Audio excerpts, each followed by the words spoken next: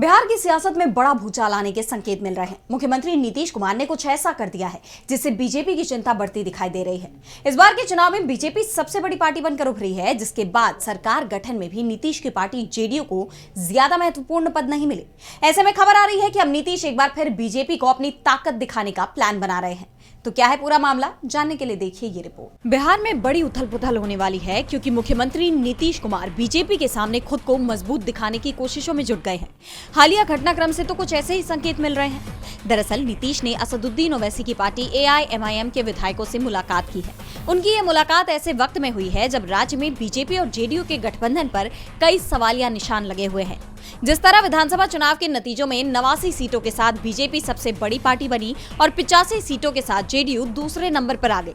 उसके बाद भले ही सीएम पद जेडीयू के पास रह गया, लेकिन 2 डिप्टी सीएम पद, गृह मंत्रालय, यहाँ तक कि विधानसभा का स्पीकर पद, सब कुछ बीजेपी ने अपने ही पास रख लिया, जिसे लेकर नीतीश कुमार पहले से ही नाराज बताए जा रहे थे। उन्होंने प्रेम कुमार के स्पीकर पद के नामांकन से भी दूरी बना ली थी और अब AIMIM की तरफ उनका बढ़ता झुकाव किसी बड़े खेल की तरफ इशारा करता है।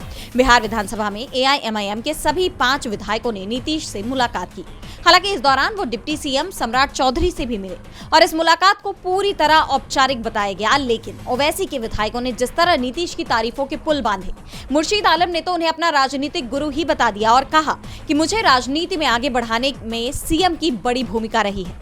मैं आज भले ही AIMIM में हूँ, लेकिन नीतीश कुमार का व्यक्तित्व और उनके काम करने की शैली मेरे लिए प्रेरणा रही है।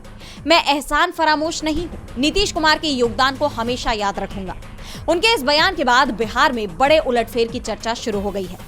कहा यह जा रहा है कि अपनी पार्टी को बीजेपी से भी बड़ी पार्टी बनाने के लिए नीतीश इन विधायकों को अपने पाले में कर सकते हैं, जिससे उनकी कुल विधायकों की संख्या 90 हो जाएगी। और पिछले चुनाव में भी देखा गया था कि कैसे ओवैसी के 5 में से 4 विधायकों ने चुनाव जीतने के बाद आरजेडी का दामन थाम लिया था।